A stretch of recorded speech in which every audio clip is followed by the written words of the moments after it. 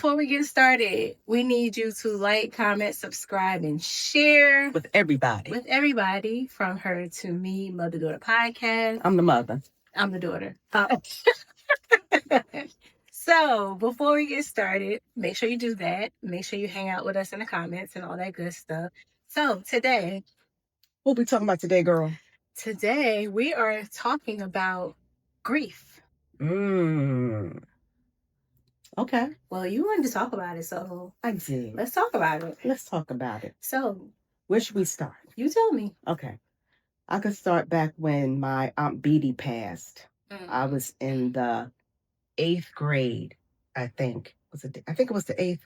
No, I was just graduating from high school. Yeah, when she passed. And I remember Grandma, of course, Grandma and Granddad calling Mommy, and I had to get on a flight with Mommy. No, I had to get on a flight with Grandma because they were saying, Uncle Leon was saying that she was sick. And that seemed like the longest flight to, then it was Ohio. Oh, from Jersey. Oh, okay. And I was young. I mean, I was it is, but then, when you hear something like that is going on, they didn't know if she was going to make it or not. But we got there in time for Grandma to see her daughter before she passed. But Mommy and Daddy were driving down, and they didn't tell them until Mommy got there. And the grief, to see the pain. I mean, I seen it on Grandma and Granddaddy's face, and of course Barry and Tracy and Uncle Leon. But to see it on Mommy's face, it was like scary. Because I couldn't relate, because nobody really passed in our family that I can recall at the time. So this is your first time. So that was the one that I can really connect with. Death. Yeah. Because when you say grief, I feel like it's other areas we can touch, not just pertaining to like death. So go ahead. So with that being said, that went on, and then years later, dealing with that's, for me, it was certain parts of people in our family that passed on, and seeing how it hurt or how it troubled other family members to the point where they didn't get a chance to say goodbye. So that's where it kind of lingered on like that, as far as seeing how they felt, especially on the day of their death or their birthday.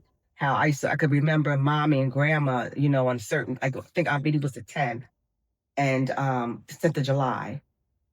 And I think Grandma was the 20th. When those dates came up, it was a eerie feeling with Mommy. I knew that date was coming because her whole aura changed. When she was one way all the time, most of the time.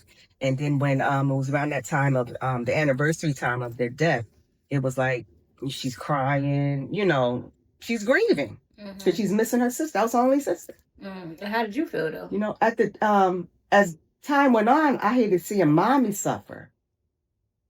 So I would do little things, just to try to keep her going. Just talking to her. Things like that. Or, let's go out. Let's go get something to eat. So how did that make you feel? It made me feel good because I was doing something for Mommy. Oh. I was trying to make Mommy feel better. Well, I mean, the grief part. Well, how did the grief? I didn't really, I felt sorry for my cousins losing their mom. But like I said, you don't know how that's why I hate when people say, I know what you're going through, but you have your parents. Oh, I know what you're going through. You have your child. You don't know. I don't say that. Yeah. I just say I'm here for you. Right. Because you don't know how somebody's grieving. You don't know how they feel, especially if you haven't gone through it. Yeah, that's true. I think people say that because it's like they feel like that's the nice thing to say. Yes. And they don't, that's like a figure of speech people use, and they don't know the words or have the words. Because death is it's a touchy subject for people. Everybody can't take or understand death. But at the end of the day, we all gonna die. Yeah, we are. We are living to die. Yeah. I just feel like when it comes to grief, we should have looked the word up for like the definition. But grief, how it takes, like you said, it takes on a person in different ways, because you watch how Nana would feel when like the death anniversary would come, and then how her whole aura would change. Yeah, it did. Birthdays, because like you're losing a piece of you. So grief, it comes in so many. I think I was just listening to something. Yeah, I'm reading the book Relax. And oh yeah, you sent that to me. Yeah, so she talks about, I think you didn't get to that part yet probably, where it's like the 5 stages of grief. No, not yet. Yeah. So I don't know how, I'm not gonna name them all. You could go look them up. But it's 5 stages of grief. And I don't think everybody understands like that you're going through these motions. Mm-hmm. But when they said them in the book, and they put a definition behind it to see, like, explain like what that grief time, like one of them was denial. Oh.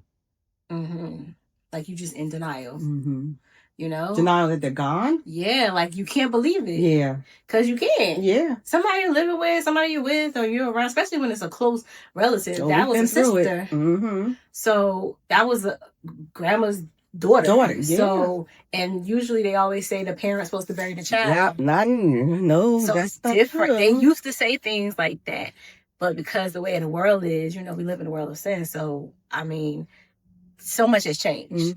So that, going back in the day when you experienced that, you said you was just out of high school. Yeah, it was high school. So that was your first closest family member that I can recall. That you can remember. Yeah, so that's when the first real close one. So how old were you? Like what age? Like I had to be 16, 17. I was going to be 17 in that July because you was graduating. I had graduated from high school, so that was was it high school or was it grammar school? I gotta look. I mapped that out. Yeah.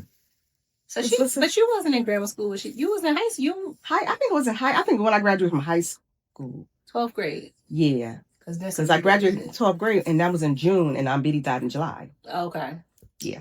So it may have been high school. By high school. I think it's high school. So your first close family member death was when you was basically that I can relate to. Right. Yeah. You got your first, like, I guess you would say, touch of grief. This is for real. With your aunt. Well, Aunt Betty. Yeah. I was 12. Yeah. Yeah. I was 12 years old. And it's crazy when listening to you say that. So at 12 years old, I still remember when exact time and date time. I woke up, just a regular day. I woke up. I was 12 years old, and I got up, and I didn't see my mother in the house. And the house was like, she was here, but she's not here. It's like she left in a rush.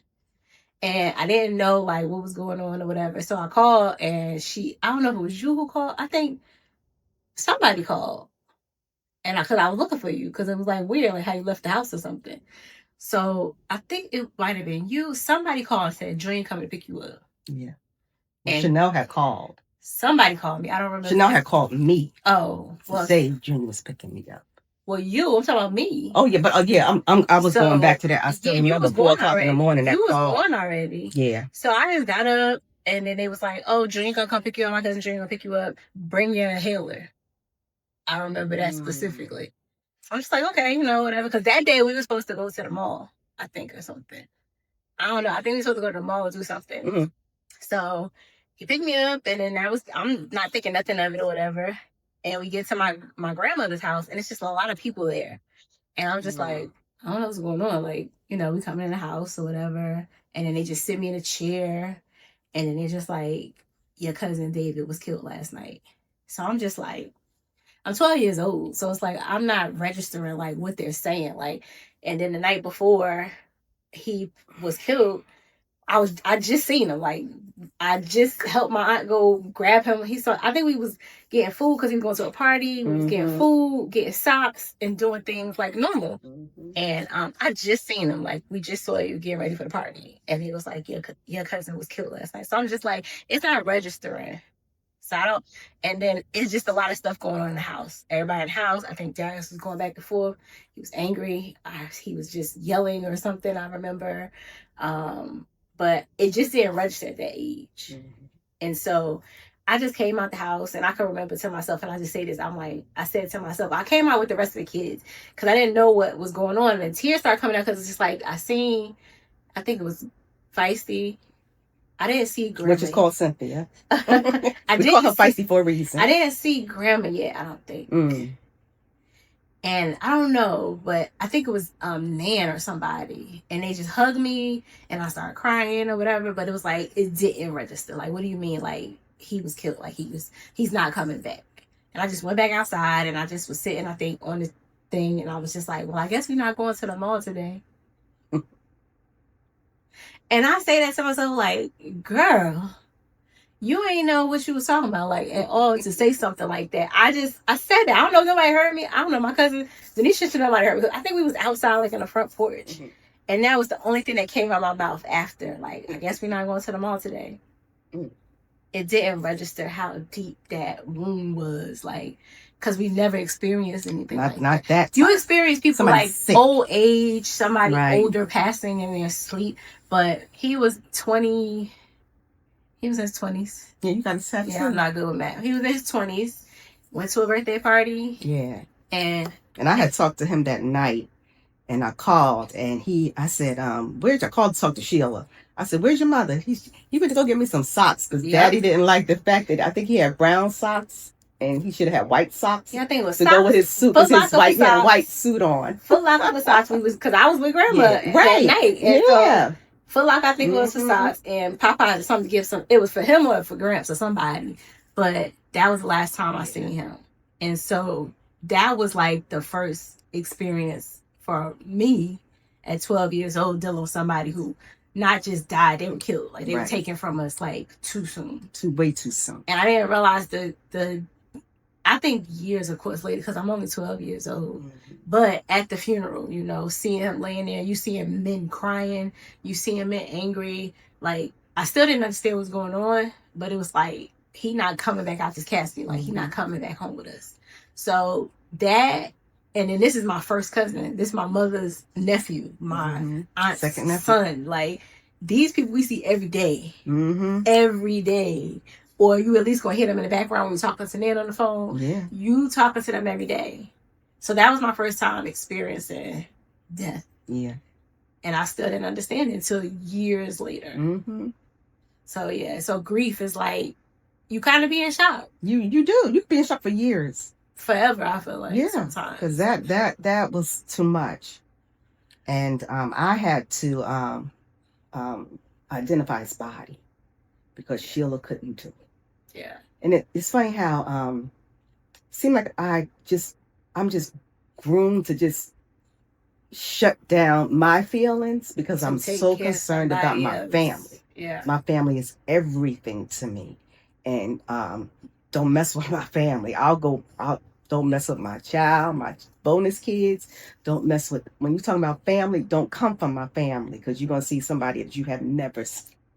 So, with that being said, I just seem to go into protective mode. Yeah. To the point where it's like, I'm like, I got horse things up saying, okay, Deborah, you got to do this. Yeah, you got to do this. You got to do that. Because they're going through enough. And I'm trying to take some of the hurt away from them. Trying to take some of the burden. Yeah, from them. And, yeah, that was something. Yeah, because I still remember the phone call, Chanel calling me.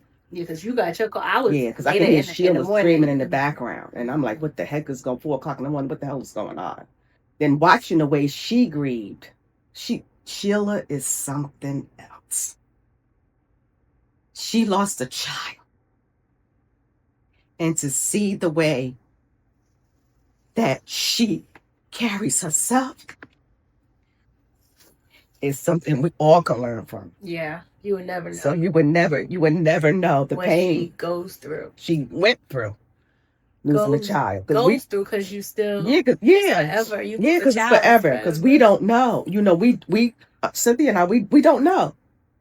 We just know how we know how we feel. We have no idea how she feels. To lose a child. To lose a child. 4 kids, but still lose one. It don't matter. Mm-mm. And it's and that's it. That's it. And like I said, dealing with grief, and not that, as we went through that, then with grandma passing, granddaddy passing, they were older, so it's a little different. It's different. So with grandma, like I said, with grandma, we talked about grandma before. It's different when they're older. I feel like it's different when somebody's older. You expect it versus somebody being killed. Yeah. Or an accident. Yeah, exactly. Because we've dealt with friends. That's it. You have. I was 12 years old when my first close family member was killed. And then after that, it was like, death started to become like regular. Because we dealt with people, either a car accident or somebody else getting killed. And so that was one of your best girlfriends in the car accident. Well, not a car accident. We know somebody that was in a car accident. She wasn't my best girlfriend, Mom. That was Tamika and Tanisha's girl. Oh, okay. Yeah, so they was in a car accident. All the kids my is friend from work who passed. Right. Like, we dealt with death. Like, I just think that opened up a whole can of worms, I feel like, when it came to death and grief. But I don't think we grieve. No, sometimes you don't. It depends. You don't think about it. I feel like we laugh to keep from crying. Oh, we do that. And then it's like we have our moments, like, if you go to the cemetery or if you're talking about them or stuff like that. But I don't know how each person in my family grieves. I could see certain things, but I don't know for sure. For me, it's just I just feel like we just went through the motions, like, as best we could, and then also too, when the grief comes too, because we still had to deal with the person who killed him and his friend, because it was two people that was killed, and then going to court, and sitting through trial, and y'all wouldn't let us come to certain things at that boy's trial. I was like, how in the world did she have the strength to do that? Right, to look at the murderer. I mean, without wanting to kill him. Yeah, that's just like she. That's what she is. Oldest sister we have is something else. So everybody else though was angry, like anger. Like my cousin, I seen anger for a long time. I seen red. Then some you see like regret, because it's like, well, when the last time did you talk to him? When was the last time you spoke to somebody who just passed, and then you don't have that last say, or I can't tell them how I feel because they're not coming back. So grief is a big thing. It's a lot, but grief also is like. It happened. I don't think it's no time frame. It's not, because I'm not sure, but I don't think it is. It's not, because I just said recently, I said the last few years I just started grieving Mommy. What do you mean by that? As far as really like crying and just missing her. I mean, I missed her, but missing her so much. And I'd be like, why am I going through this grieving period now? It's like all of a sudden, once I retired and stopped moving as much, my body or my brain just said, okay, go ahead, relax and just relax. And all of a sudden, something would come up. And I would say, oh, Mommy, or oh, Daddy. Well, what? Like now I'm starting to look like my mother. I mean, I'm starting to look like my mother. And I'd be saying, get out my face. But Sheila and Cynthia, you say I was adopted because I didn't really look like them. I used to think I was adopted. I didn't look like them, so they was really being smart butts. But but just recently, last couple of years, I really started. I don't know if it's because after Daddy passed. I don't know, but it's different. It's okay not to know, I think. Yeah. I feel like we always got to have an answer for something, or we always have to know. And nowadays, I feel like I don't know, and I'm okay with that. And it is what it is. Or if I'm going through this now, I'm going through this now. If somebody has an issue, that's their problem, because you can't tell somebody how to grieve. Yeah, because some people, I know I'm good for saying I can mourn and move. Right. Some people can't mourn and move. Some people be depressed, can stay in the bed all day, or just can't function. But for some reason, I chose to mourn and move. I keep busy so I don't have to think. I think that's what it is, more so I don't have to think about it. Even though it's beautiful, great thoughts. I mean, we have wonderful memories. I mean, rarely. Absolutely. I mean, our family was crazy. And we had a fantastic family. Everybody that knows us, they know our family. But I, just like I said, last couple of years, it's really been something. Thinking about everybody that passed on. Well, you may never know why. Yeah. But you're just going through the motions. But I got to figure out those 5 things of grief. We got to look at that. But I feel like also grief isn't just... I feel like as I get older, I'm always going to talk about God. You're always going to hear me talk about God. I'm learning that we know we're going to die. So it's Clyde is good. But Clyde taught me that a long time ago. Yeah, I didn't like to hear Nobody likes to talk about it. That word, but it's something we can't fight that. Exactly. And he's taught me that in the last 10, 15 years. Unless Jesus come back. I mean, I don't know what people's beliefs are and stuff like that. Yeah. Unless Jesus come back before you die, then that's another story. But you're gonna die. We were born to die. I've accepted. You accept it more now. What else you what else you gonna do, right? I know. But he couldn't even say you can't say the word. Yeah, I know some people that say they're like, oh, I don't want to talk about it. That's just like what us doing, like when people say get your stuff in order. Yeah. And even if you can't afford to like, do your will. Your will and all that stuff, write it down, get it notarized, do all the things, or talk to somebody, tell your family members what it is you want and stuff like that, because we don't know. Right. And nowadays it seems like it happens so fast, so soon, we don't be knowing what's happening, because we're never gonna know actually when somebody you can never be really prepared. Never prepared. You'll never be prepared for right. death. And so I feel like the more you talk about it, the more you get more understanding. And then I feel like the relationship with God for me is like, if you read the Bible and it says it's a place that's better than this. I know. We talking about that today. Yeah. So, and we actually was at a funeral. We were at a funeral today. So, yeah. I feel like when you learn the word and you actually like, it's a place better than this that don't have no disease, no sickness, no violence, no, and you hear those words and it's like, well, I want to go to that place. So me personally, I know grief is going to happen because, when it's your time, if you die before I do, I'm going to grieve. But I have our relationship to go by. I also have what you told me to go by, how you want to be, how you want your service to go and all the things. But I just still won't be prepared for that day. No. I mean, whoever's going to be prepared for that. I just feel like you should have a good support system around you when you do have those times. You need to have good people around you to get through those times. But when you talk to God, because that's the only person that's going to keep you sane, and you realize, okay, this person, I now wonder, well, not wonder, but I just pray that everybody gets right with God so that we can't see each other again. So when that time comes, hey girl, you judge me. Look, we like talk about, hey girl, how you doing? You made it like pearly gates. Yeah, I knew you was gonna that type of thing. That type of reunion. That's the thing that I be thinking about. Like, well, dad, am I making it to the pearly gates, or did they make it? Like, if somebody tell me, are they gonna go to the pearly gates? That's the stuff I think about now. Of course, yes, like because even at the service today, like, we had shed tears and stuff like that because we can relate. That was my friend's grandmother, so we can relate to how it takes you back. Yeah, how they couldn't get the words out to say what they wanted to say because they couldn't hold back. So the grief that they're going through is like, all I could do is just be here and be present. And that's another thing, when people going through stuff, it's like, what do you do? We feel like we gotta be doing so much. Yeah. I used to feel like I had to do the most. But sometimes just being present, being silent, not saying stuff, is actually you helping somebody through grief. But then when you have grief, in other ways, because we were talking about like, you don't always have grief pertaining to death. I have realized that recent.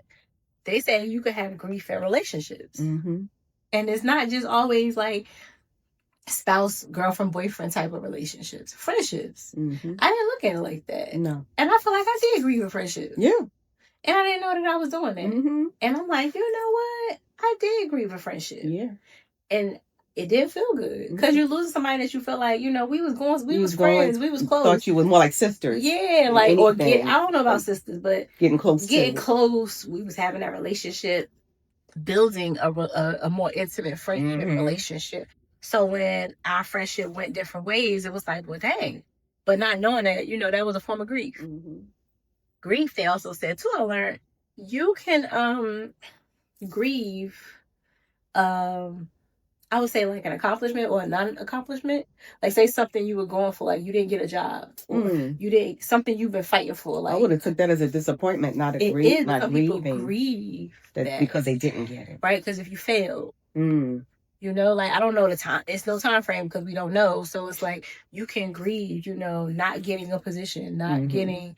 Into a school you want, not getting, because people work hard for some of this stuff. Yeah. And so that's why I took it as a disappointment, but you can tether them together. Yeah, when you think about it, I feel like I was like, I could relate to that when they said that, because remember I just went back to get certified. Go ahead, girl. For my medical coding certificate. I had it before, I had to get retested. I failed the first time by 4 points.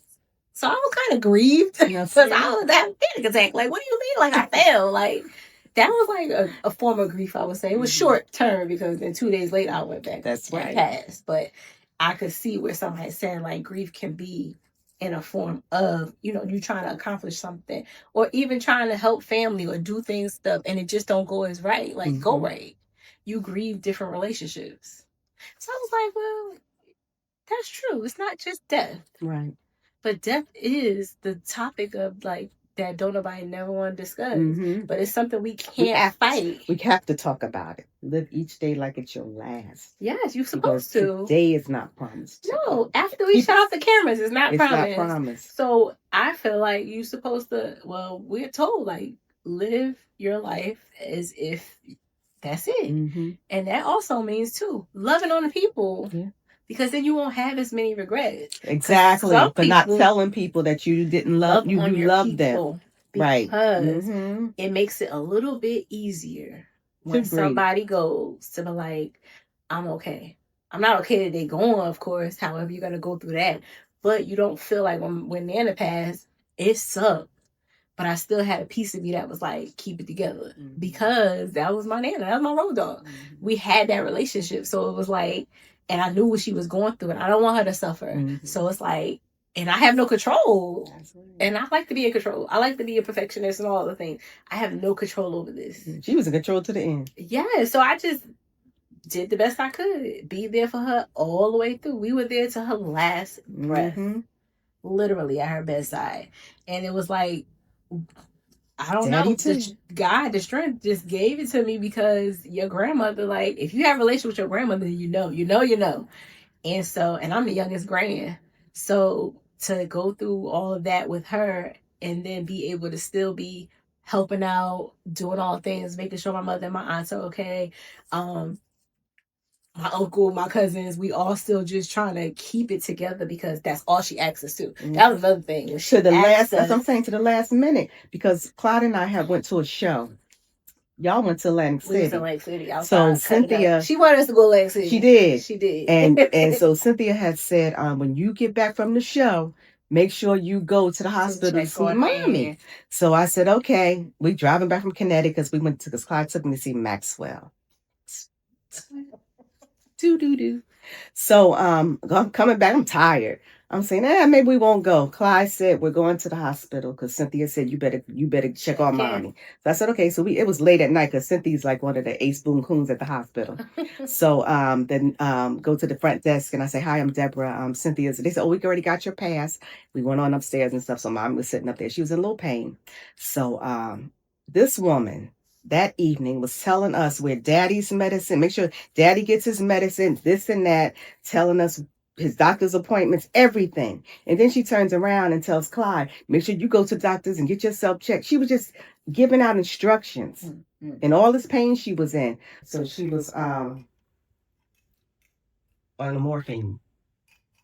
So it was time for us to leave for the night. So I kissed her on the forehead, told her I love her, and we went on home.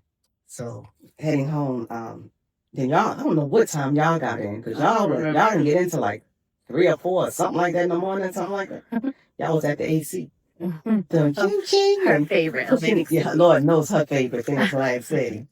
Ching chinging and bling blinging or whatever else y'all was doing, playing cards or whatever. So in that morning, that following morning, or was it the morning after? I think it was the morning after, because that had to be a Saturday.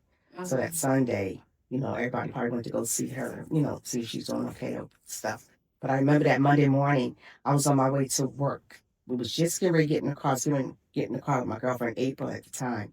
And I just put my foot in the car, and Sheila called.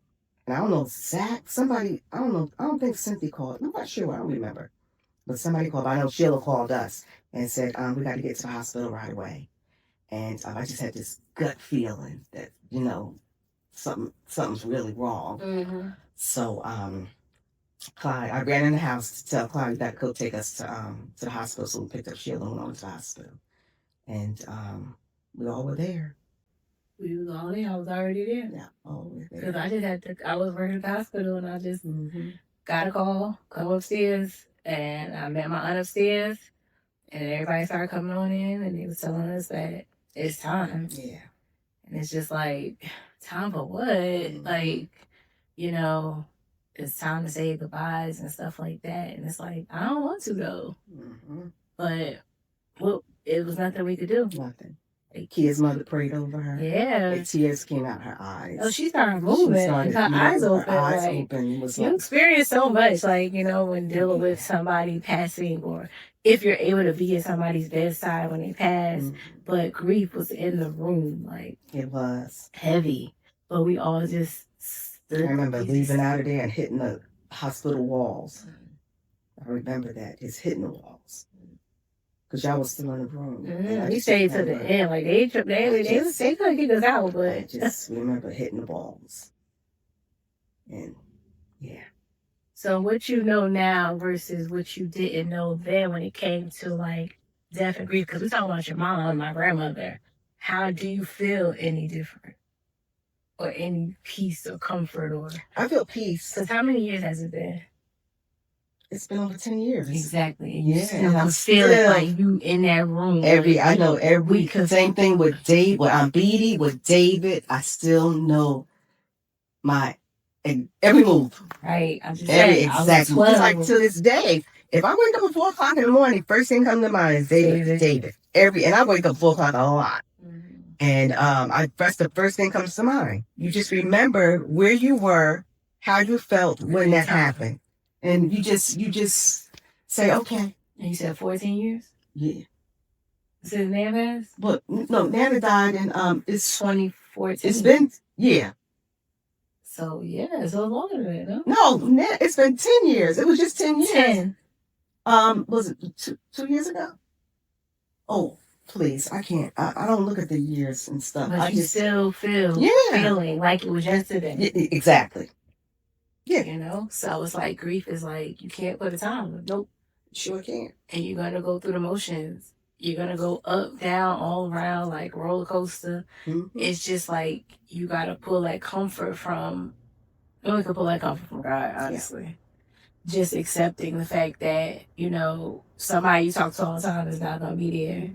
You know, you just pray for their spirit, their soul, like, to be resting, that they make it to heaven when it's time, that I make it to heaven when it's time, to have that reunion, you know, because here on earth, it's ghetto out here. We just talking about that? It is. It's so ghetto out here because, you know. Talking about how people say they looking down on you. Oh, yeah. We're talking about. Well, yeah, because we're still, I'm still learning. So I personally am learning or believe that when people die, they sleep until time to come back for judgment. Because if I feel as I used to feel like when you guys, I was taught like, oh yeah, they smiling down on heaven. Yeah, but as I started reading more and learning more, it's like, they not supposed to be crying, suffering, or mourning. And seeing none of this nonsense. So watching me in this world is not happy. You know what I mean? Like, so why would somebody be in heaven looking down, smiling and stuff like that? They not. They still mourning. And if it's not supposed to be no crying, no violence, no evil, none of that in heaven, I don't think that they're in heaven yet. Heaven is when we come and get judged, and then that's when it's time. You gonna go here, I'm going there. That's when I feel like I've learned and read that. That's the piece I get, kind of like, when it comes to death and grief and stuff like that. It's like when you believe, you have hope at the end of the day. That you'll see them again. That you're going to see them again. You hope to see them again. And you hope to be able to, you know, live in that heaven where there is no death, no pain, mourning, no suffering, no sickness, none of that. So that's the hope that, you know, as Christians look into, like, or look forward to when it comes to death. Like, yeah, you're going to mourn, you're going to cry. We're human. Absolutely. Somebody that you talk to every single day is just going, like, I mean, you're going to go through the motions. However, you still got that piece of hope. And you still got God on your side to be like, you got to push through it. Until next time. Until we meet again. So that's what keeps people going, I feel like. So that's one thing when it comes with grief. Also, just like I said, loving on your people. I think people be worried about the wrong things. Because we some hugging and kissing fam. We are hugging and kissing. Sometimes I don't be want to hug all the time. I don't. Like, hey girl, but I don't gotta be hugging all the boy all the time. Me? Not all the time. Mama, I gotta hug you down. We kiss every. We do, Mama. I always have to do it. Yeah, because you would give me the side cheek too. Yeah, like, I'd be like, you better kiss me. You better but kiss you know, me. so even if I didn't kiss you, that don't mean I don't love you no more. Love ain't got nothing to do with it. Oh my goodness. I just said you just got. We need some hug. You better hug on me. So it's funny with the kids, the boys getting older. yeah, you be the embarrassing. Yeah, you don't kiss me. Y'all be embarrassing big friends. Going out there. But I don't yes, care. loving on your people, having those uncomfortable conversations with your people, because you never know. Like I said, I was 12 years old. I remember going to get my cousin some socks. The next day he going. It's like, this is just, it's not right. Mm-hmm. But what else could I have said to him besides, oh, have a good time or whatever? You know, like, even though I was 12, but still, it's like, what can you say to somebody versus worrying about all of the wrong things when it comes to, you know, your family, your friends, and the people you love? Spend time with them, have fun, enjoy this life, because we know. Only have one. We only live one life, so live it the best way that you can. And peace, love, all the good stuff. Like, that's the part that I don't be understanding either. Like, if everybody felt, I feel like it's been, I don't know nobody who hasn't experienced grief. So, that's why I don't understand why people be acting all crazy. Because it's like, grief is serious, it's a big thing. And why you out here being mean? Why you out here being mad? Why you out here killing and doing all the things when you've experienced that grief before? Mm-hmm. You don't want nobody to go through the same thing. Well, I mean, I don't know. But it's just like the loving on your people is a big thing, because you never know when that's going to be your last time with them here on earth. So love on your people, do right by people. Yeah. Be with them when they're going through different griefs, because I didn't know about the relationship grief thing. So it's like, yeah, the person not dead, they still alive, but it's like you still grieving the relationship too. So when you have good people around you to help and support you at that time, I think that's a bonus during grief. Mm-hmm. Oh, definitely. Yeah, like sitting in silence and doing all the things, because sometimes you don't know what to say. I don't be know what to say sometimes. Like, so I just don't say nothing. I might show it another way. Yeah, because it's uncomfortable. Mm-hmm. It's very uncomfortable. Yeah. And then some people go into depression. Mm-hmm. I don't know what to do. I can't relate. I mean, I can relate, but no, I'm just saying, because I don't know. I says I can't relate as far as I don't know what to do when they go into that type of depression. But right. What can I just leave them alone? Well, yeah. That's what I do. I just leave them alone and pray that they just come through it. But everybody grieves different. Everybody mourns different. And that's it. At the end of the day, everybody just need love. As much love as possible, I feel like, to help you through times like this. Because I know people don't know that, but we was, like I said, we born to die, but we will be going through stuff, the trials and tribulations in life. But how you go through it and how you handle it, I feel like are the most important things. Who was in your corner when you was down and out and going through your grief? And if you're grieving and you don't know how do you ask for help if you're grieving? I don't know. You know, that's a question. How do you ask for help when you're grieving if you don't know how to, or what do you do? Mm-hmm. I don't know. Because some people may not know that they can ask for help or get help, or I don't want this kind of support. I need that kind of support maybe or something. Mm-hmm. You know, because I might be feeling like I'm doing all the right things, but I know my friend, she told me, she was like, I think she had texted me or something, because I'm a texter. If I don't have to talk to people, I'm not going to talk to you too much all the time and stuff like that. So I'll text. So she said, I'm better at calling. She said something like that. So I just picked up the phone and called her, because it's like, basically, show on text. Mm-hmm. I don't want to call, but it's not about me. Needed you at that time. It's not about me right now. Right. So I called her just to hear her voice, to say, hey friend, how you feeling? You know, and then we just was talking. Mm-hmm. So stuff like that. But she was open enough to say, reach out. Some people, well, I was checking on her. Yeah, but I'm just saying she was open enough to let you know. But some people don't do that. It just, that builds up anger, resentment, and stuff like that. So I just feel like it's okay to tell people like, hey, I don't want this kind of support. I need this kind of support. Because you might be thinking you're doing the right thing, which you are, because your intentions were pure. However, it's not what they wanted. Right. So I just feel like that's another thing to look into with people. you never know. So just give grace, be mindful, and just love on each other. That's all I can say is love on each other, because you never know. And also, when you go, like, when I go, I don't want no funeral. I don't want none of that We ain't stuff. talking about that. I mean, I'm just telling the people, like, it's no funeral. It's none of that. I don't want nobody looking at my face. I don't need nobody asking who did the body. I don't need nobody asking who did the food at the repast. And I don't want none of that. It is God still to deliver. There will be no service for me. Okay, just keep living, enjoy your life, love. You don't want to be viewed. You better be seen. Like none of it. Like, I don't want y'all looking at nobody. You don't want to be. It's like this guy says this. It's, how you doing? I feel good. I'm here on this side of the earth. And then he said something that was so funny. He said, I'd rather be seen than be viewed. Oh, viewed. And I'm like, I know that's right. Yeah. Y'all not going to be viewing me. The only person that view me is when they need to identify a body, if that's the case or whatever. But yeah, none of that. And that's just the conversation we have to have. Yeah. Say you was just like, we can talk about it later. It's the truth. But it's the truth. So, but some people may feel like they can't have that conversation. Okay. But everybody knows, like, this is what Tasha wanted. It's not we want to do what we want to do. Oh. No. Even though I'm not going to be able to say anything, but still.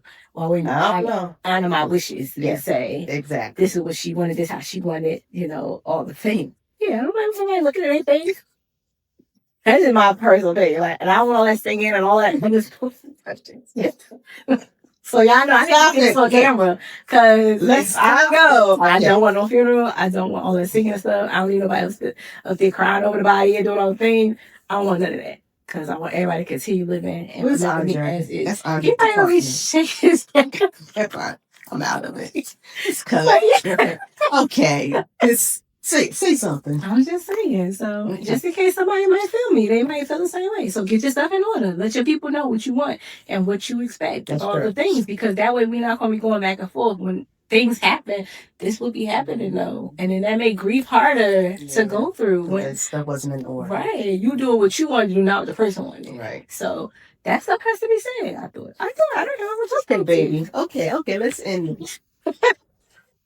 So, how do you grieve? And we're not talking about just death. We're talking about friendships, relationships, anything in life that you had to grieve, how do you handle it? How do you tackle it and move on to life? Let us know in the comments what you're thinking, what you're feeling, all the things. Until then, don't forget to like, comment, subscribe, and share this with somebody. And then we'll catch you guys later. Until then, bye. It's the love that